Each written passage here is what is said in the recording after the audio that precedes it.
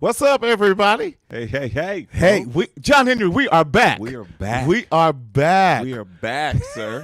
Let's do it. I'm so excited. So am I. Listen, we're doing this thing, The Black Man Made Well. And listen, I'm so glad you're joining. I am Martina Sellers, your mental health hygienist, coming to you live and always in living color with none other than the man, the myth, the legend himself, John Henry Scott III. Not the legend. I'm learning how to be better. I'm just a servant. I'm just very grateful to be here back with round two of The Black Man Made Well, where I'm just telling you the value that it adds, right. The nuggets, the tools, the resources, the conversations, yes. the enlightenments, the laughs, and occasionally the tears.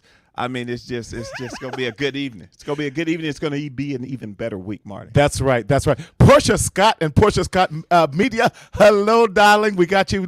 Glad you have your coffee in your hand. Listen, share this out to everyone. Tell them how to get involved and definitely get on here. And we want to see your comments. So definitely share if you can definitely get on there. Invite people in the room. We're going to have an amazing conversation tonight. Jerron, what's going on? Yes. With the plan. That is, yes, another great therapist. Listen, we are so excited that you are joining us tonight, and we have an exciting next 3 days ahead of us. Yes. So tonight, let's talk about how we're kicking it off tonight. Tonight, we're going to kick it off with the same panel that we had back in February when we talked about the stigmas. However, the conversation is going to be even more explosive, even more enlightening, even more engaging. You see my alliteration there? With the same panel, but we're really going to be talking about fatherhood. Fatherhood. Tonight, and then talk to the folks about tomorrow, Marty. Tomorrow night, we're going to be talking about the mental health, Black fathers and mental health. As you see, this panel on here is absolutely amazing. We're going to have Thomas Davis, Pernell Bush, Danny Ross, Stefan Lewis, and also Alex Dorsey. We got some heavy hitters, and they are all mental health therapists as we talk about fatherhood. And I love that we're setting up tonight to help debunk a lot of the myths about that. And then on Wednesday night, talk to us about it, John. And then Wednesday night, I've got this saying that say when the health of the leader is not well, the organization is at risk. But this week, when the health of the father is not well, then I believe that everything that's in their domain can be directly and indirectly impacted. So Wednesday, we're going to be talking about Black fathers and health and wellness, spirit, soul, and body. We've got a great panel set up. We've got Dr. Chris Williams. We've got Gage Henderson, who's a fantastic therapist here with us. That's right. At Marcel. Yes, sir. We've got Stephen Dolphin, who's a wellness advocate and one of the greatest dads that I know. He's got the proof to prove it. And then also Dr. Sean Stewart, who is no stranger to all things mental health matters. That's right. This is going to be a great week, Marty. I'm excited. I really am excited about this. And with that's your boy. Who? That's my guy. That's your guy. That's my guy. Yes. That's Good evening, Godfrey. What's Definitely. Up, we are so excited again, and especially about tonight. When we're talking about Black fathers, there's been so many negative stereotypes about Black fathers. Yes, that's it. Dr. Brown is on here. That's right. Nice. Robert Hicks, thanks for joining, man. Thank you for joining. Invite other brothers out, and listen, we want the women folk to come out here too, and share. This is correct. Yes, because it's when we now help debunk a lot of these negative stereotypes, the power we now have with supporting and really changing the trajectory of fatherhood, especially in our Black community. Yeah, I think it's just great to not only discover something new, but really just to let it be known what already is. That's right. That's right. The key. And so I think that's really what I'm looking forward to tonight and this entire week, Marty. I agree. I want to get to the panel. Let's get to the panel. Okay. So you can bring them on, boss. Bring them on. Bring them on. Well, and I love this panel of all the docs. I'm trying to grow up and be a doc. I'm just Marty. When I come and get this panel, limitless. Listen, hey, what's going on, Brother Thomas? But let's bring on first none other. He's a local licensed psychologist, and it was 100 degrees out here today, and I believe this brother got 100 degrees as well to prove it. But I'm so glad to have him back with us. One of the favorites, right? That's right. That's right. None other. I'm trying to talk him into eventually coming over, being over here with Marcel Consulting and Mental Health Services, but we're going to pray on that one. With that, none other than Dr. Tristan Webster himself. Oh man, I would say it again. So these two belong to my wife. These are not mine. That's good. Dr. She's Webster, the attorney. That's all right. How's Okay. it going? Wonderful, man. Good to see you. You all as well. Happy to be here as always. Good. Happy Juneteenth to you, sir. Oh, thank you. And happy belated Father's And happy Day. belated Father's. How's the little one doing? Oh man, let me tell you. We are in a phase. Welcome to How Fatherhood. How they say it, right? We are in a phase. And let me tell you something else. Everybody asks for a manual, right? Instruction manual on how to be a parent. So look, I got this right here. We got child development, right?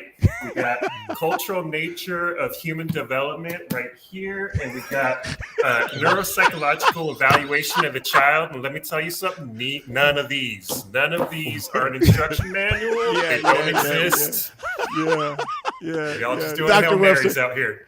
That's the Classic truth, Dr. Webster style. That's Classic Dr. Webster style. It's going to be a good night. It's going to be a great night. Let's bring on to that. Listen, we're so glad, all the way from the Bay Area himself, a brilliant man. We know him because he pulled the sheet over him last time. None other than Dr. Jackie Smith himself. Dr. Listen, Jackie. I'm here. Hey.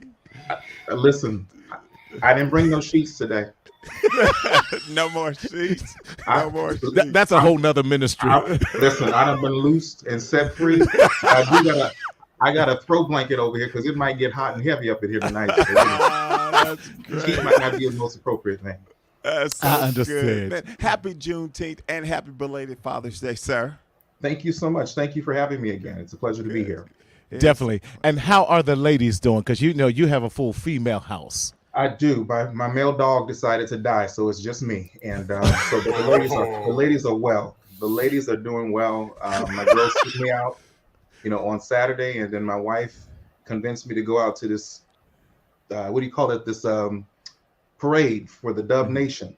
Yes, So go. I would say, Lord, don't let me get COVID, Jesus. But Right. It won't come now. You're dwelling. You can't do it, man. In these last and evil COVID days that we telling you. don't you cough? What was that? Also That's in the one Bay strike. Area. Yes. We're so glad to have this gentleman. He's bringing us his new look with us tonight. None other than Dr. Danielle Hill, the educator himself. Grace and peace, everyone. It's good to see you. So, Jackie, if you don't have the sheet, you know what? It's always the anointing that's in the oil. So, if you got a little bit of oil that'll run down your beard, I promise you'll be covered. do you want extra virgin or do you want light? What kind do you want? I want anointing. It's too early. It's too early. Well, Dr. Hill, everybody's good to see happy everybody. Juneteenth, sir, and Thank happy you. belated Father's Day to you also. And how's your son doing, sir? Amazing. I was just home this past week, and when kids get a certain age, like he's 7, like he's going on 70 or 71, like he sits and he has courageous conversations with me. Like I took him to Chick-fil-A, and he says, "So, Daddy, I'm not sure if you told me, but when are you planning to come back, or are you sending for me, or what are we doing?" I was like, "Oh, wow." So it was good to have that conversation, with him, because he even understands the answer that I gave him. And he understands that Daddy, he's out here for work. So, he's Well, you know what great. they say, the apple doesn't fall far from the tree. And then bringing on next with us, none other than the writer himself, from Joker to King, because we got some Jokers on here Yes. tonight. And some kings. And some kings. None other than Dr. Robert Dalen Brown. Dr. Brown. Greetings. Brown. Greetings. Hey, man, so good to see you, kind sir. It's Happy good to be here. Juneteenth and happy belated Father's Day to you as well, kind sir. Yes, I enjoyed both Juneteenth and Father's Day. Yes, sir. They took care of me all weekend. That's good. So how many children do we have between us? I've got three. I have 26. Uh-huh.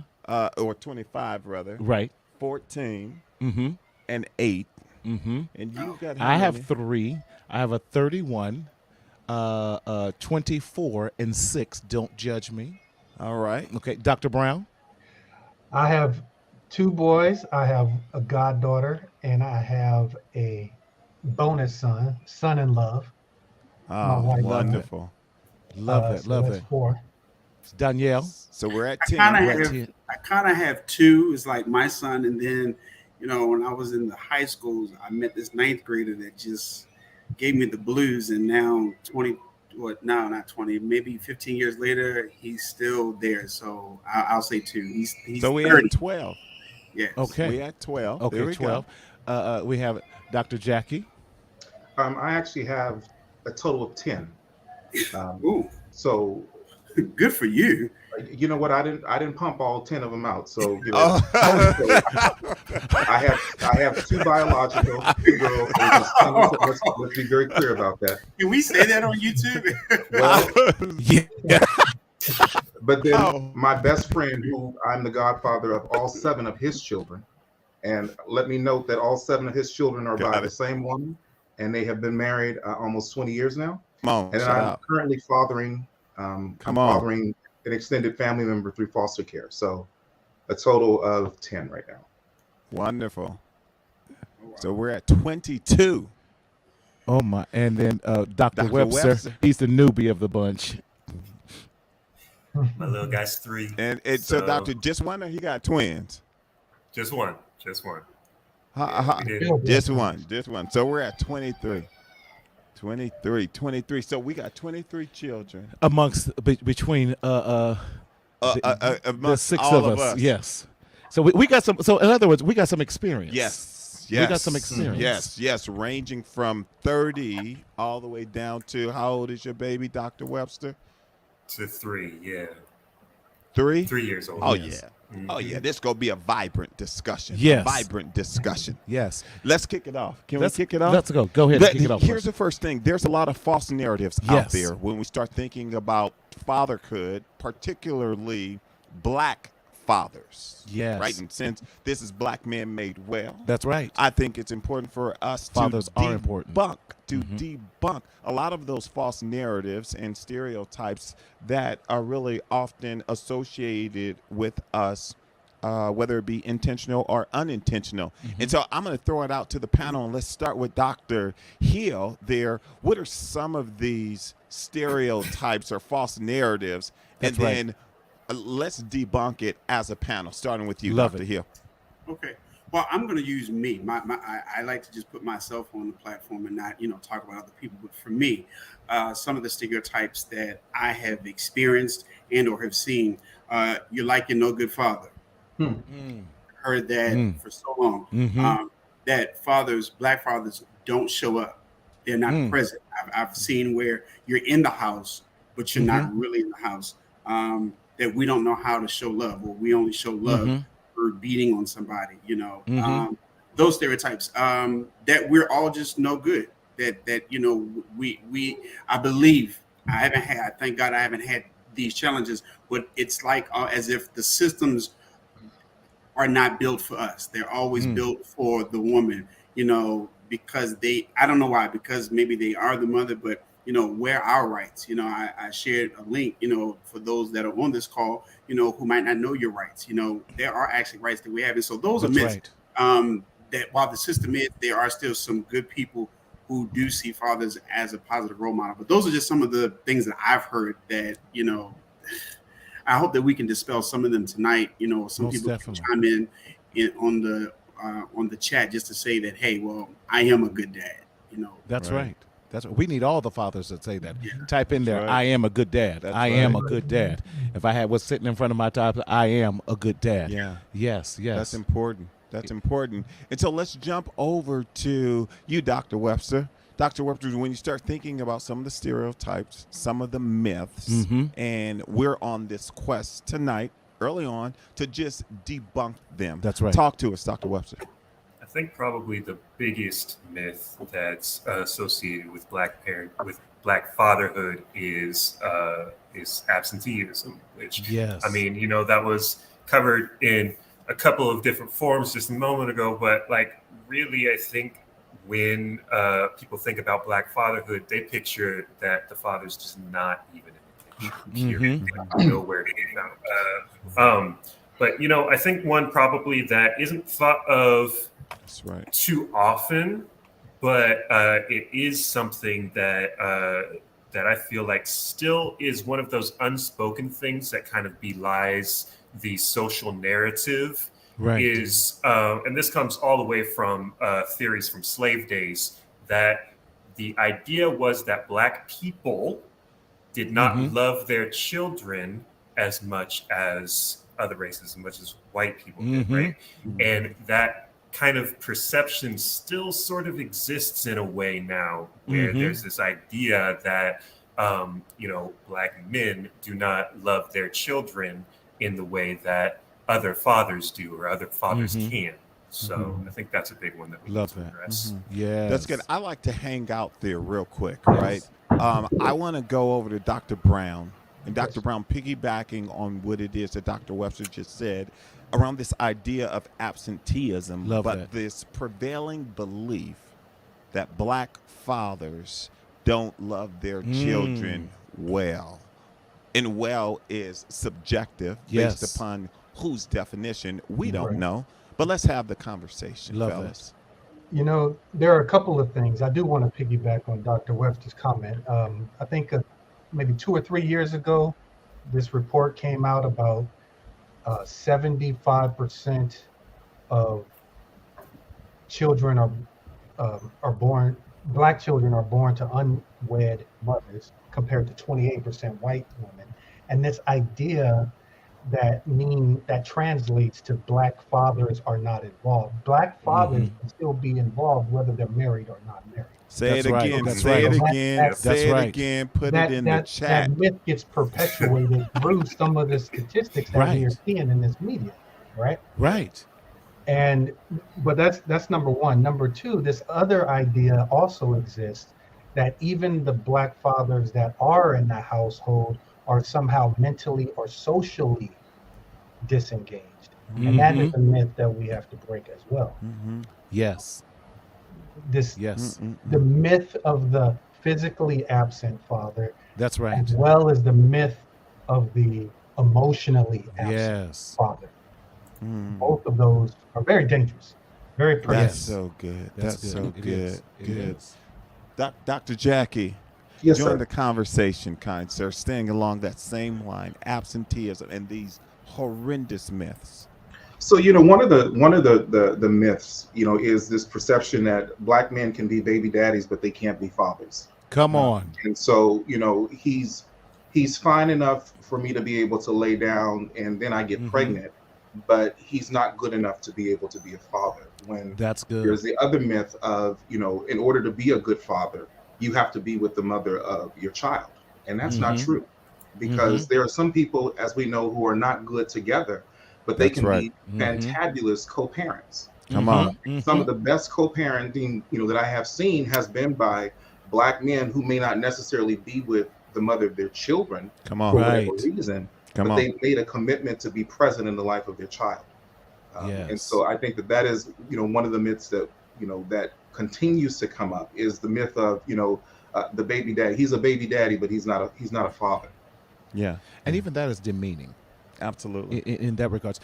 Can I share some statistics? Because, that I discovered. Go, boss. Go. So what I've done, even in the CDC, Center of Disease Control, definitely has been talking about that. I'm going to share these latest statistics as recent as 2020, that Black fathers are just as present and do offer, if not more, than our white, Latino, and other cultural fathers, because they are more involved with dressing their children, bathing their children, combing our daughters' hair, Come on, Jackie. As we're doing those things, yes, and definitely being involved in the schools and some of these other areas. And then they're also showing that 58% of black fathers live with at least one or more of their children. This is from the CDC. These statistics are out there. And also that 53% of black fathers talk to their children about their days at least 3 to 5 times throughout the week. And they're saying that we're not showing up, where the CDC is saying the exact opposite, that black fathers are actually more involved in the lives of their children than their other counterparts. But that's what's not being reported. Yeah. So we have the obligation to bring these lights and these numbers up. And I'll send all y'all the website and everything that I got them from. Yeah. So I love this. Jerome says black fathers are one of the strongest advocates for their children. They are. Absolutely. You know, Absolutely. I wonder, you were just giving those stats, but I wonder why is it that, because I would have to say society. Why is it that society, if these stats are correct, which I believe, I mean, a lot of the fellas in my circle, we're super dads, if you will. Why does society hang their hat on this negative stereotype when we do so well? Yeah. You know, and I understand that a lot of times it's generational. You know, if my dad wasn't there because his father wasn't there, and so on and so on. But in this present time, as you said, the CDC, or even right now, you know, how is it that we can change that narrative in a large manner so that it's no longer the baby mama and the baby daddy, but it's the children that are being equal with both parents, whether they're in the house or outside of the house? Yeah, right. I will offer for consideration that it's really tied to the exposure and the intake of information. Yes. Right? So information, what data, what content do you allow to get in and then form? When it gets in and then it inspires you, so it creates this circular effect. Information gets in, you meditate on it, and then it forms into some type of a belief or a truth. And so to debunk it, we get the facts and the data.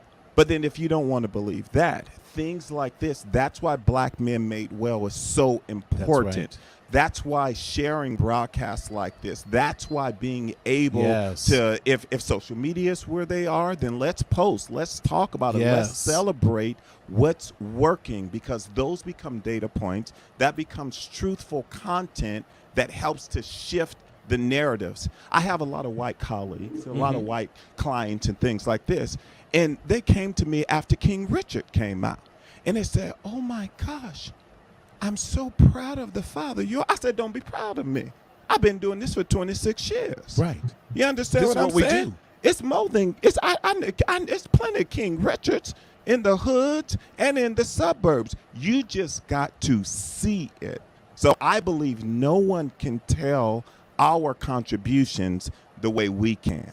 So when we put it out there, let that get inside, and then that begins to form a new beliefs. Go ahead, Dr. Jack. Can I just say that, you know, I'm one that believes that all behavior is motivated.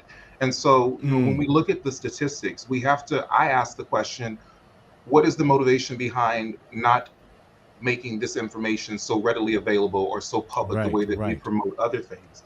And I think that just from a personal place, and this is not me even speaking as a doctor, this is me speaking as a Black man.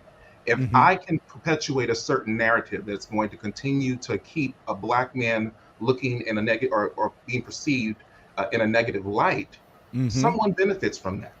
Right? And so the question then becomes, who benefits from that? Right? Now, when I hear those statistics, what I hear is the opportunity for other young Black men to hear that, you know what, we're not all stereotypes. We're you know, we're not out there just creating babies and then we're just leaving them you know, to be blown in the wind and so on and so forth. When I hear that, I hear the debunked myth of the Black man is present physically, but also emotionally available to be present with his child. Yes, but I also know, you know, from my own lived experience raising, you know, my 2 girls, that I'm very present and emotionally available, you know, for them, because I know the consequences of not being physically present and emotionally available, especially for young Black girls. That's Yeah, right. yeah, yeah. That's right. Yeah, and it's a fascinating thing, right?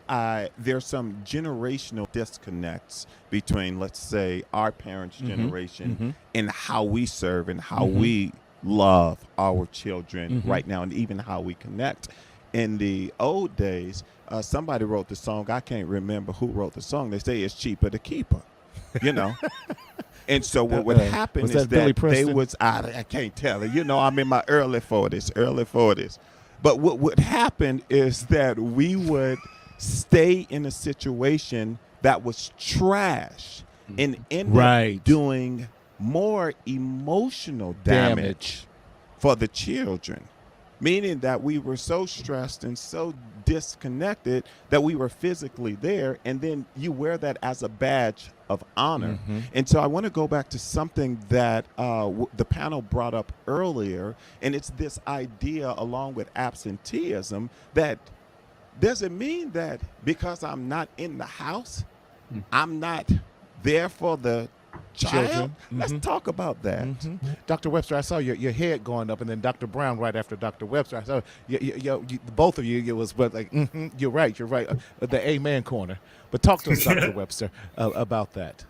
I was just really thinking about how all of this really happens on sort of sociological level, and really kind of, things don't move very well without a really good push. And the narrative that's been out there for a really long time has really been about, starting with how these myths really got out there to begin with, which was really centered, I think, when they really got put out there was like in the 80s with the crack epidemic and everything like that, and the war on drugs really putting Black fathers away and really removing them from the picture of the family, right? And there was a lot that rode on trying to make that as the depiction of what Black fathers really were, right? Now, that being kind of like, this is the set of what it is that we want to put out there, trying to move that now to something different takes a lot of effort to really try to create this new picture of what it is that the Black man is, what the Black father is. But we already have this familiarity with this picture, right? We already, through media and different stuff like that, this is the depiction that we've already created. These are the depictions that we expect to see in stories. And when something different comes around, now you have to say, like, wait a second, hold on. What is this? I don't know this story. I'm not comfortable with this, right? And so trying to get depictions, the visibility of the present Black father to change. That's good. First, it starts here with really trying to put out their celebrations of Black fathers, trying to get it on a grassroots level, really talking about what it is that we actually do. But at some point, it has to really make it to the level of what is the social narrative around what it looks like to be a Black father. Love that. That's really good. Dr. Brown. And Dr. Webster, help me out on this if you can, but in my college classes, I talk to my students in the critical thinking class about cognitive dissonance, right? And what that feels like when we are met with information that goes against what we already believe, right? And a couple of things may happen when you're met with information that goes against what you already believe. You're either going to push that information back and dig deeper into your own core beliefs, or you're going to find a way to integrate some of that new information into your old beliefs. Now expand that to an entire society, right? We have an entire society that is experiencing this cognitive dissonance. Like Dr. Webster said, we have this narrative that has been going on for decades, for centuries, about what Black men are, what they do. And the truth goes against that narrative. And so now as a society, in our media, in our entertainment, in our policies, in our politics, in our conversations, we're met with that cognitive dissonance. We have to figure out, how do we incorporate what we know to be true with the way that we've been behaving in the past? How do we adjust? How do we bring this truth into our ways of doing things in this society. Does that make sense? Absolutely. Actually, John Henry, I think you said it best.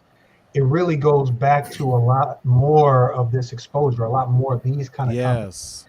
We go to the people where they are. We go to the social media platforms. We go to the classrooms. We have our conversations over and over and constantly expose the positivity that we know Black men exhibit. You know? Yes.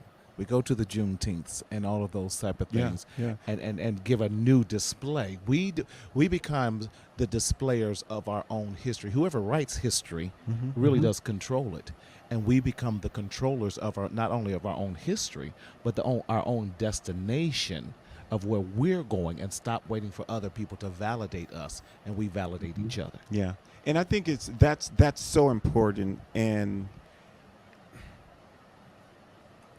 it can be sometimes easier said than done, because there's this human need for affirmation.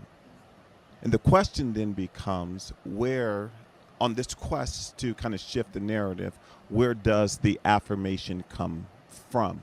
Yeah. I would offer for consideration and open this up to the panel and everyone, what is the value of being my brother's keeper and affirming my brother, instead of waiting for the affirmation to come from the systematic constructs that exist in our society? Because they're not how much value is there in me looking at my brother and say, man, you are a great father.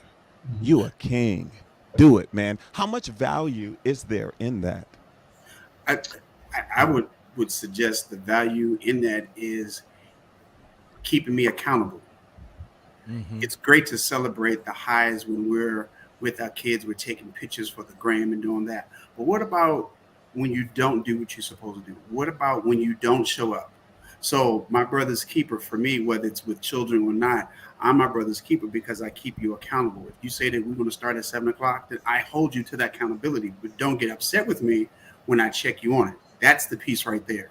Strong, when I tell you what you should know, but then you get upset me about it. So the value is really the accountability piece. And then I think the other piece is not only accountability, but just, you said it earlier, being present. You know, we see so much about, Black on Black crime, especially with men. But what about men like us right here? I know that we've said it, but I'm super excited. I'll say it publicly to be back on this panel. I can't speak for the other panels, but this is a pretty dope panel. I went to go look for my dashiki because you all kind of checked me low key. I wanted to be in the number. To be in the number. But it's about being there, being a presence, being there for that person in their good times and their bad times, being there when you don't want to be there, being there when you are kind of sacrificing your own self.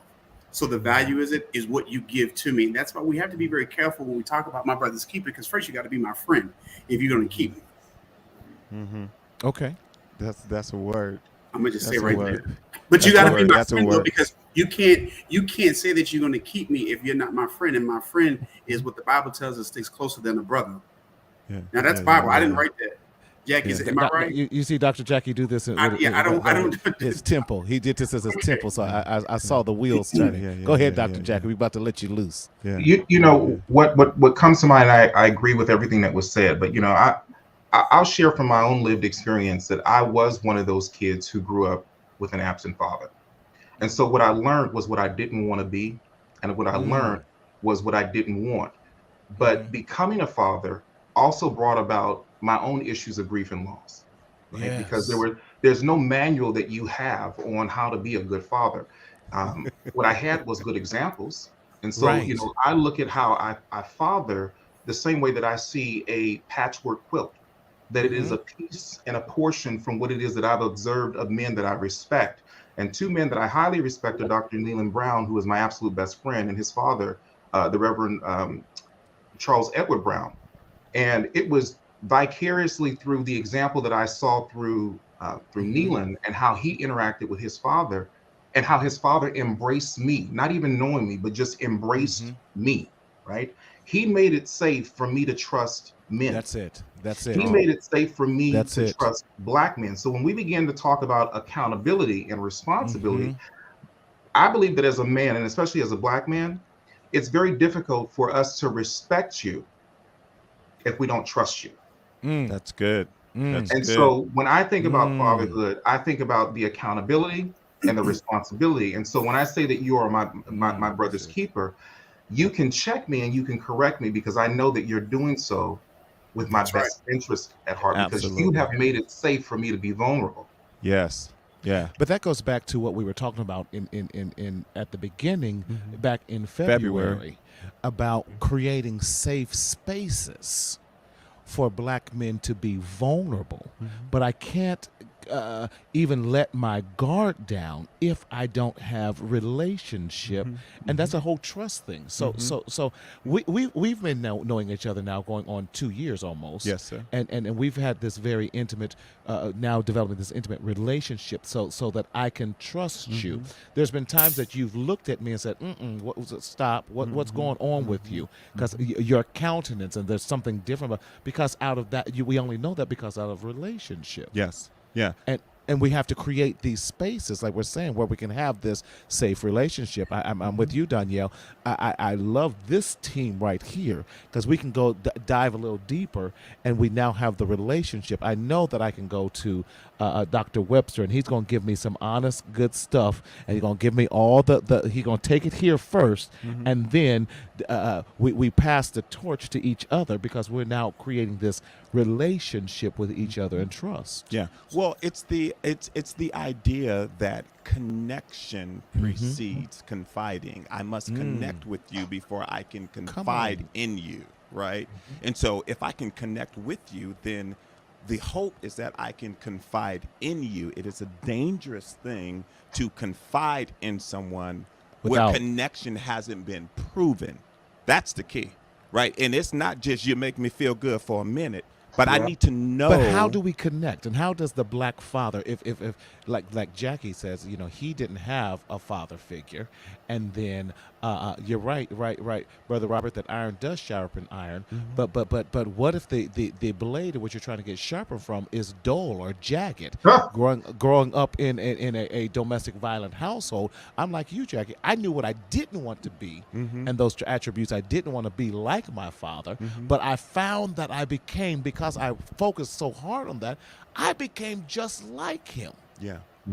And hated myself. So, Marty, I'm glad you said that, because what I wanted to stick right there is, let's talk about the relationship with our children. And I want to kind of go just from the adolescent child. So you talk about building relationship with them, building trust with them. How and what does that look like, regardless whether you're in the household or not?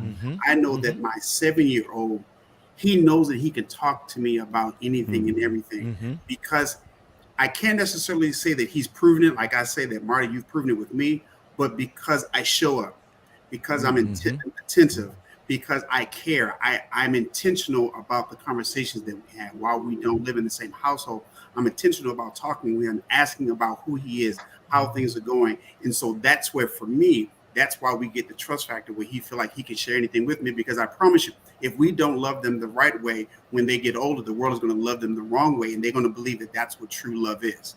And love is, well, that's why we have gangs. Yeah, exactly. Love is not necessarily about the gifts you give me, but the love is really about intentionality, about showing up, being present in those lives. So I want to make sure that we, if we can, just kind of just park there a little bit, where we talk about that connection with I guess the younger children.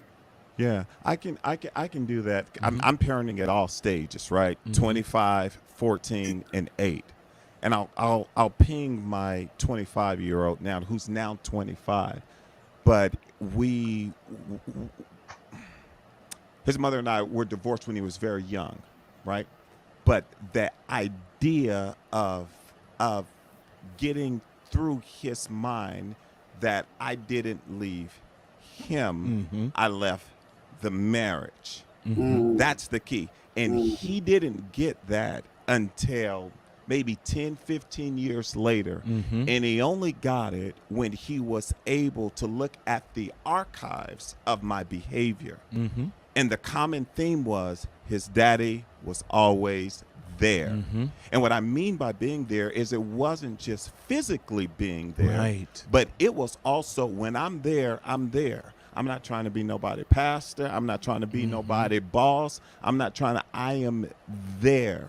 Yeah. And that goes a long way. He didn't expect me to be perfect. When we hit road bumps of him just being a teenager, guess what we did? I don't know if this was a thing, but we went to a daddy son counseling. We sat in therapy because I was determined to understand him and for him to try to understand me. So the same effort that I put into my marriage was the same effort that I put into my relationship with my son. And now he's 25.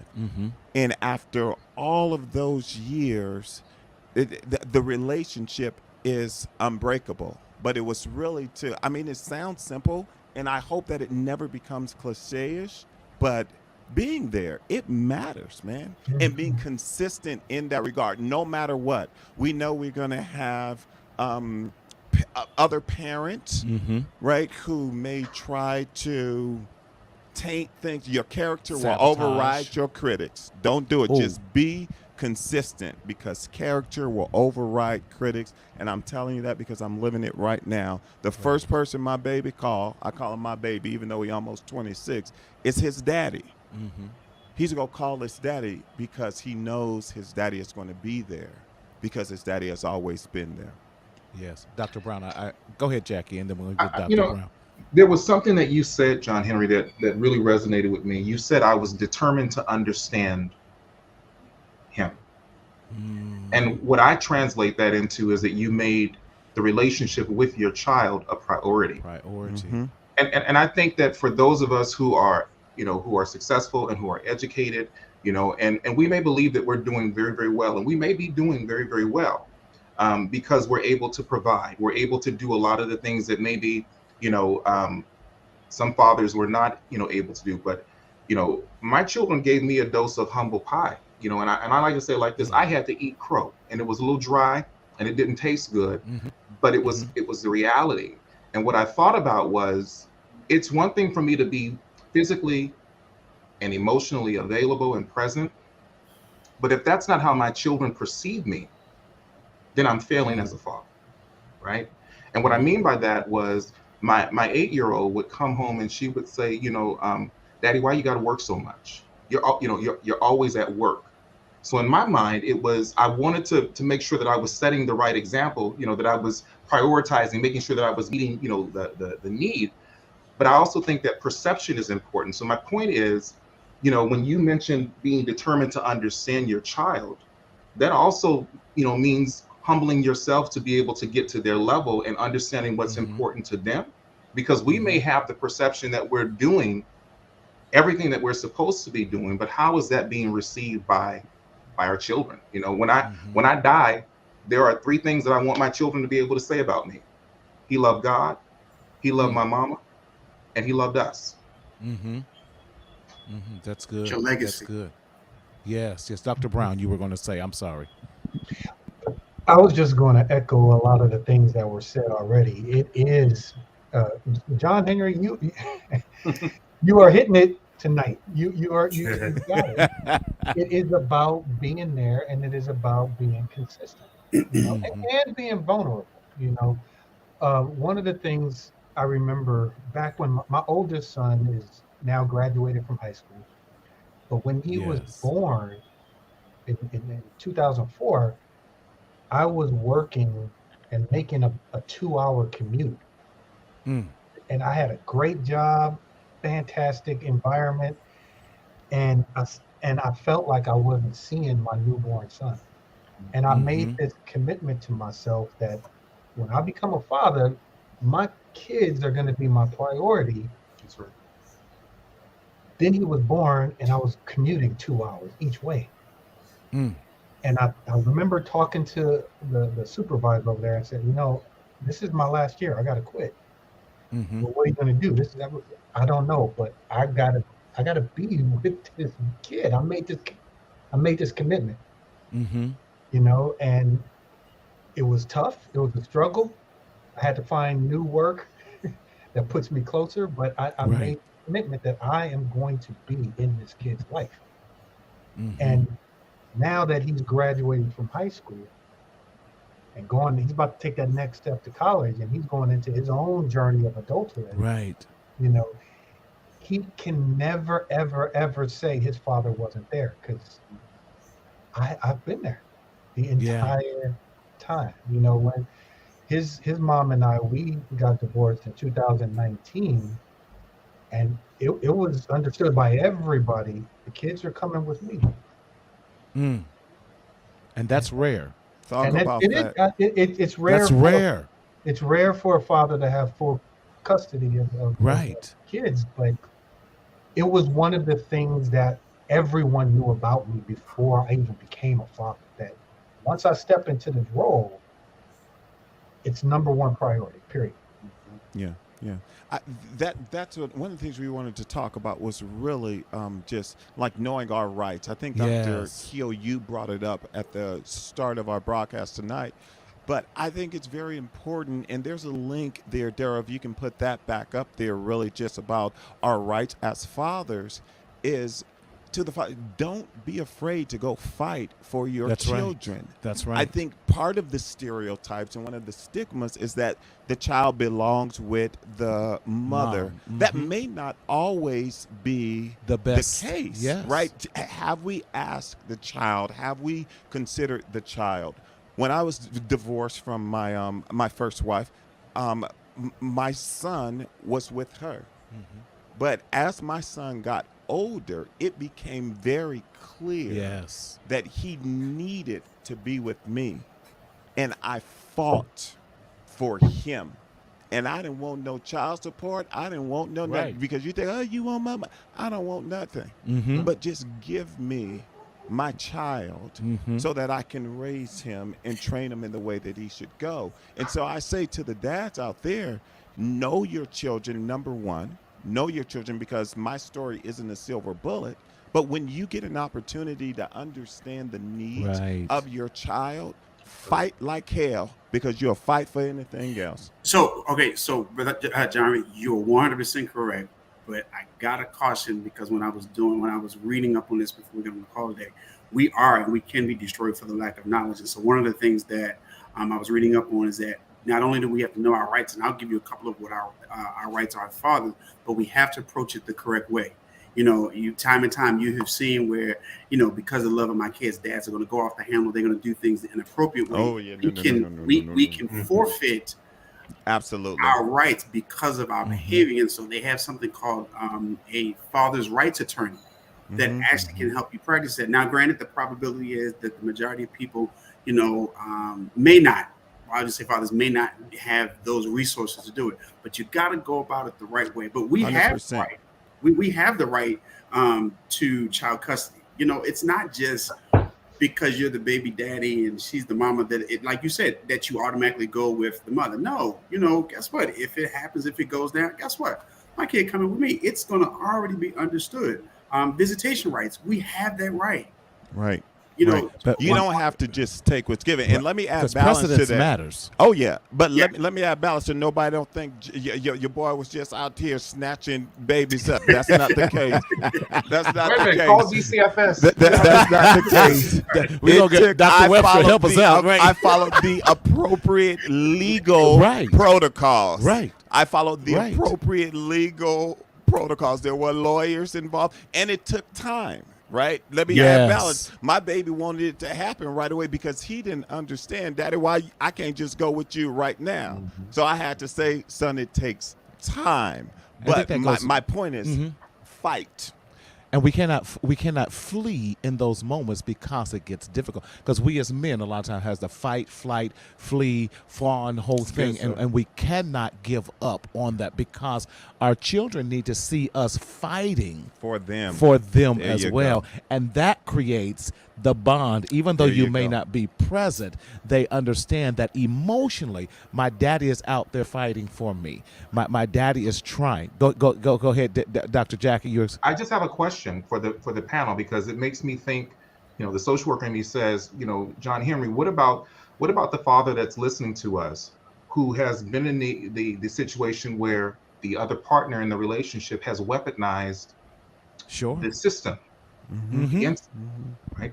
How do they approach this particular situation? Because a lot of times you have fathers who are not allowed to be a part of their children's lives, not because they don't want to be, That Right. part. because we have some people who have utilized the system the same way that you would utilize a bulldog, and say, Right. I'm Sick going 'em. I'm going to call the peoples. So Yeah. those of you who have been able to Yes. successfully navigate that, what do you Yes. say to those individuals? Yes. Now, Dr. Jackie, you really are the expert. That's almost like a rhetorical question you are asking us. Listen, but that's not my lived experience. And here's the thing that I think Yeah. that we have to be careful of when we call ourselves experts. We're not experts in all things. I hear you. And so I'm asking from the place of, that's not my lived experience. Right. I've worked in the system and I understand some things, but I'm listening to Black men who have gone through the process to be able to say, brother, this is what it is that I have done, and this is what has worked for me, Yeah. right? Maybe another expert on the panel can answer that question, but I'm sincerely asking because there are oftentimes brothers who are sitting there saying, yeah, but you don't know my situation. Absolutely. That's so Yeah. good. You don't know what she's tried to do to me, and oh man, I'm not getting involved with I'll just wait till they turn 18 and then I'll tell them what happened. Yeah. And then there are, and then so I was pretty crystal clean, right? I didn't have Mine no. wasn't I did. crystal I well, that's another show. That's You another were show. clothed in That's another righteousness. You show. were clothed in That's another righteousness. That's show. what it was. Okay. Glory to However, God. that wasn't my lived experience either. I've never had the system weaponized, but I did have the threats. I call the police on you, I'll do these, blah, blah, blah. But you really didn't have nothing against me. At that space, that's where I had to learn a different strategy. Yeah. Right. I'm not getting ready to show up because I'm not getting ready to get you locked up Right. because you want to mess my whole life up. That's what you really want to do. So I'm not That's very well that's the versed in delicate that. dance. Yeah. Jack, Dr. Smith, what if we took the approach from the child perspective? Okay. Because if you want to talk about connection and relationship, I think to the core, that's what would make you to do the two things. And John Henry, you said it. Here's what I would have rather my father do: fight and be consistent and keep fighting. Watch this, because I saw my father. He was one of those, he gets what he wants. He's not gonna let anybody get over on him. It was like, oh no, I'm Michael Hill. This is what you're gonna do. But every time I watched him as I became older, I watched how he never fought against my mother. I really believe, and this is just, I'm going from the child perspective, there are some experiences that I possibly would not have had to experience had my dad fought for me. Yeah. So for the father who's listening, if you want to know really what the child feels, keep fighting for them. Don't give up because you feel burned out. You got to go to that 9-hour job, and the baby mama, she's acting crazy. She's gonna keep threatening, and she's gonna do this and do that.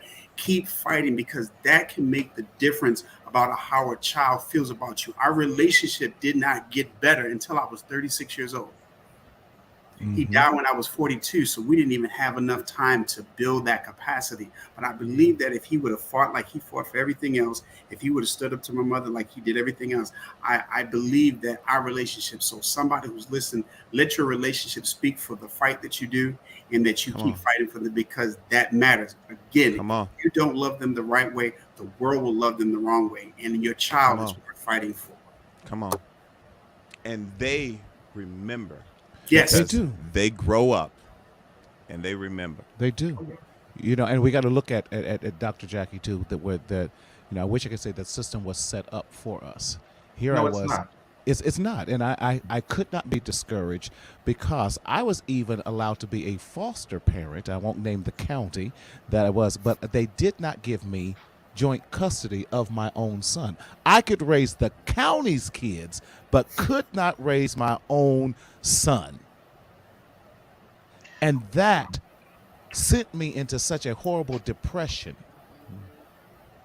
And that's what we don't talk about a lot of times, the depression of the father. Yeah, we're going to talk about that tomorrow. So if you're tuning in, be sure to tune in tomorrow for Black fathers and the Mental health component. Absolutely. But what in that, I could not let that discourage me and not be there, even in the hurt.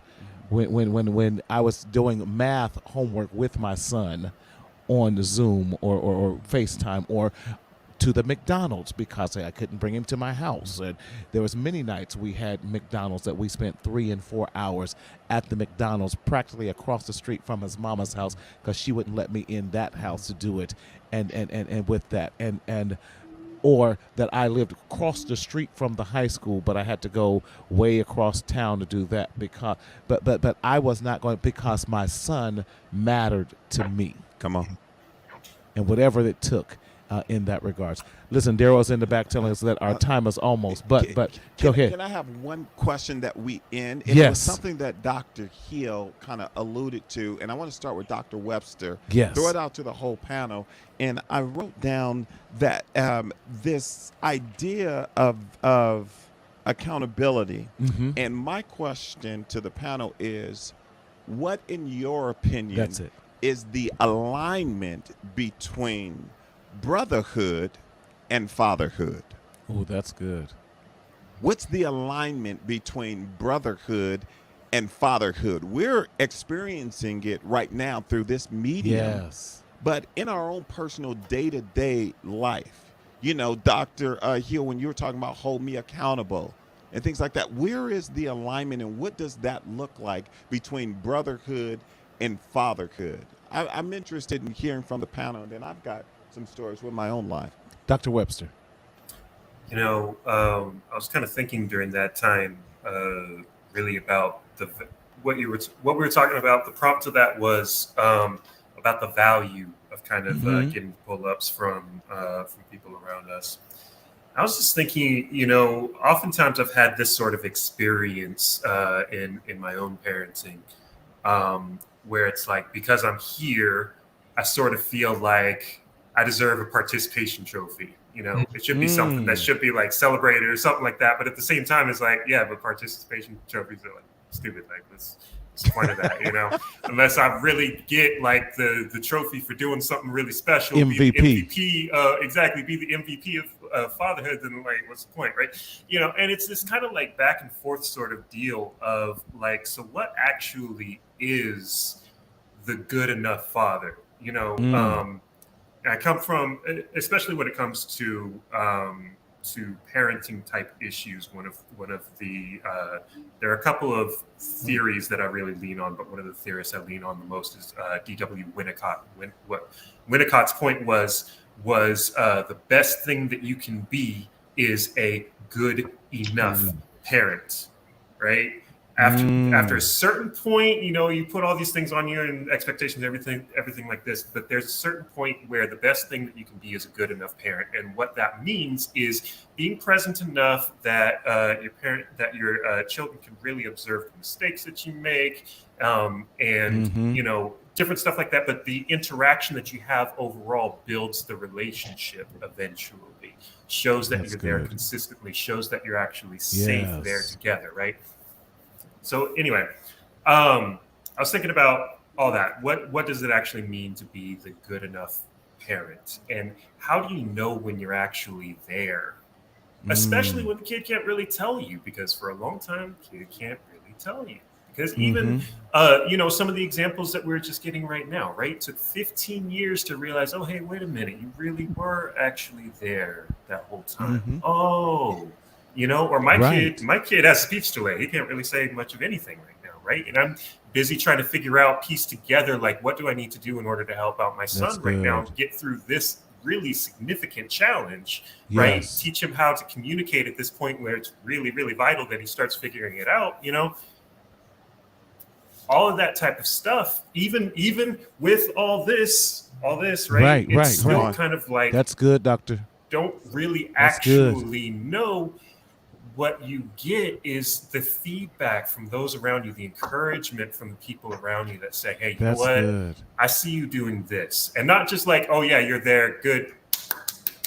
Really, I see you doing this. Focus. Like, that is really amazing. And your kid's really going to value you for that. And that is, I think, first of all, what keeps people on track. Second of all, what kind of keeps people really going. and also really teaches you, it builds that relationship of community that really kind of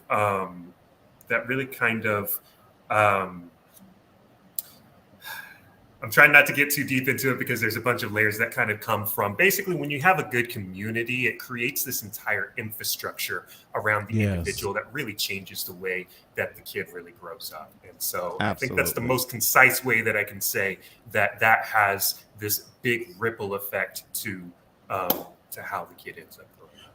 So amazing. There's a million words to say, it is really critical to make sure that you're there for the people around you, really to say specifically, this is what you're doing right. Keep going.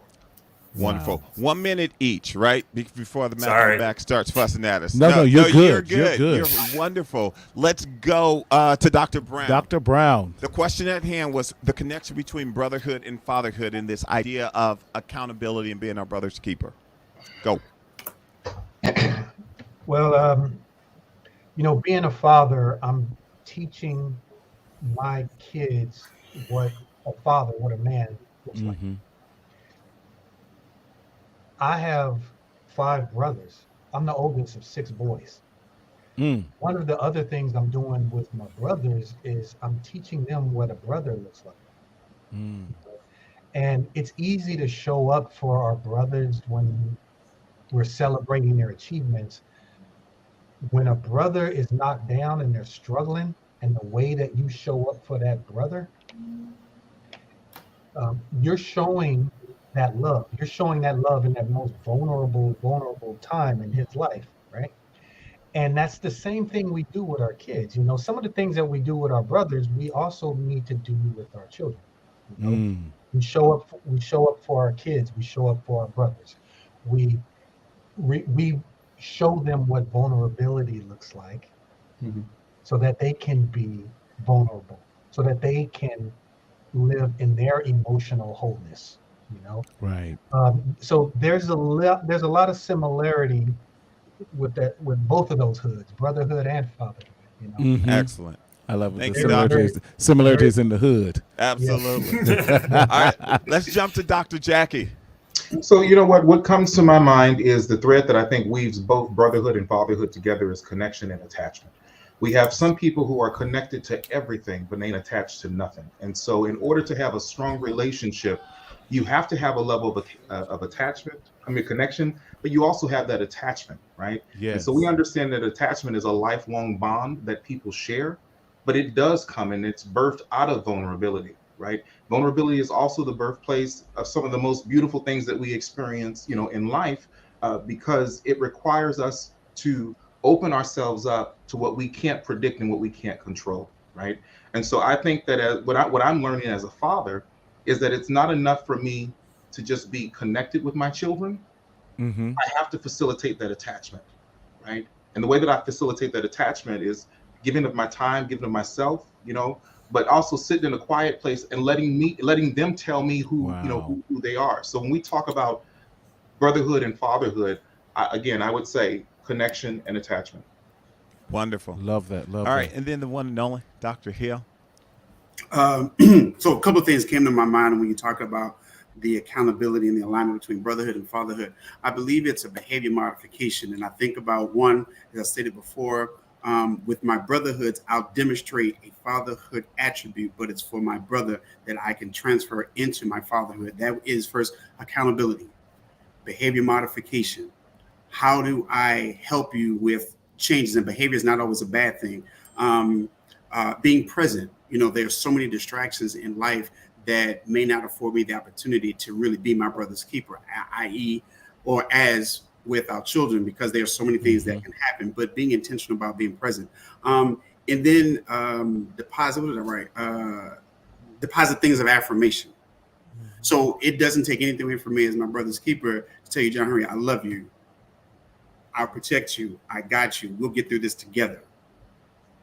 If you can take those things and transfer them into your children, I believe that clear path of alignment will make the journey so much easier. And before you realize it, you've become the best dad that you can be. There is no greater dad, less than or greater than. You can do what you can do in your space, but these are just some small things that will find that alignment that you will have solid relationships with your brothers as well as your children. I think that's great. Love that. That's great. John Henry, same question. Yeah, I was sitting and I was thinking what I've seen across the board that has had a transversal impact in brotherhood and fatherhood is honesty, and honesty in the trial and honesty in the triumph, right? Not compromising either. And I think it's goes both ways. Is that I will be honest to you in the trial and in the triumph, accountability, but I will also be honest with you. So it's not just me pointing the finger at you. I am also going to bring my full self to my brother and to my child. My son and I were having a conversation just yesterday about our therapist. He's on his journey. I'm on my journey. And I'm saying this is what daddy was doing. I go first. I'm the daddy. Right. I set the stage by letting him know, by being honest in the trial and in the triumph. And that's something I do with my brothers, and it's something that I do with my children as well. Love that. Love that. And I would just even say that we have to continue to create these safe spaces just like this to have these conversations in brotherhood and in fatherhood. And creating these safe spaces that we don't have to always agree. We can agree to disagree, but still agree to love each other. Yes. And that's what. Listen, I cannot thank gentlemen you enough for coming on and coming back, and definitely this is not the end. We always say that we're going to be coming back again. Absolutely. And doing this because this panel has always been so amazing and great with us. So glad that you're on here, and we thank you guys. So welcome back so much.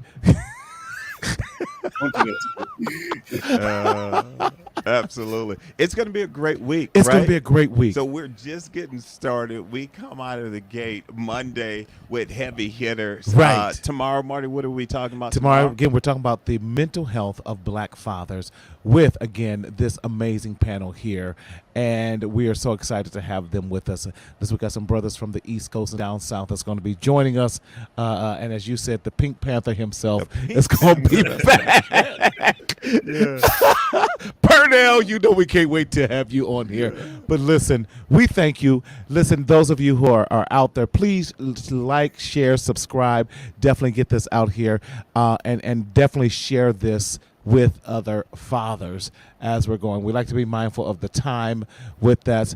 Real quick, Dr. Webster, how can we find you? Dr. Brown, how can we find you? Dr. Hill, and then, of course, Dr. Smith. How can we find you real quick? And Daryl, Mac in the back, we're going to be done after that. I think for me, still keep an eye out on Psychology Today. Hopefully, I will have my practice going sometime soon, and once it's there, it will be up there. Love it, love it, love it. Dr. Brown. Well, you can always type my name, robertdalenbrown.com, and that'll lead you to me. Just to let you all know, my wife, Dr. Selena Gray, and we are launching our new practice next month, Brown and Gray Healing. Yes. .com. So you can just go to brownandgray.com and you'll find us there and you can see what we're all about. Love it. Love it. Love it. Dr. Hill. You can find me on Facebook, Danielle Hill. Love it. And Dr. Smith. I am one person, but I'm like a church in 3 locations. You can find me on you can find me at smithlcsw.com. You can find me on Psychology Today under Hope Springs Counseling and Consulting. And you can find me on Instagram at Dr. Jackie. But we are one church in 3 locations, and all are welcome. As long as you're able to get that, or I take your insurance. Wait, Pastor, I was going to say, how do we give you an offer? But I see it through your insurance. All right, one person. Yes. Listen, we take cash because cash is what? King. We don't take checks by faith. We don't. No, sir. No, sir. No. Run that through.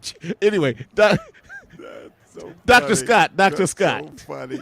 Yeah, you can check me out. If you Google me, you ain't gonna get nothing but preaching sermons, So That's gonna be the first thing that come up. You're a good community. Then. You got 3 churches to go visit.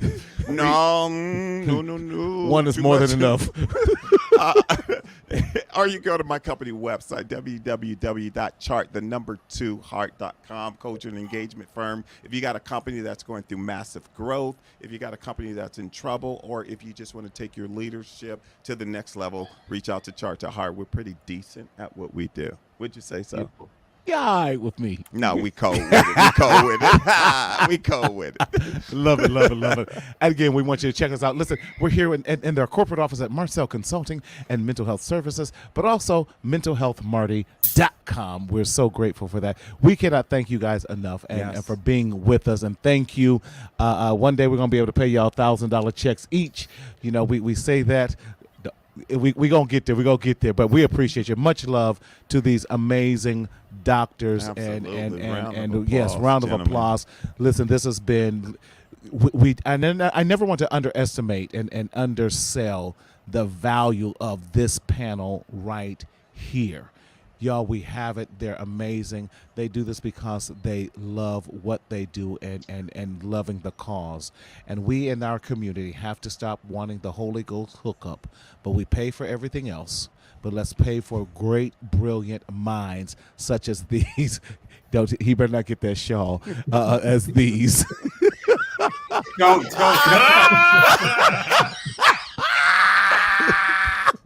I can't. Please get the usher.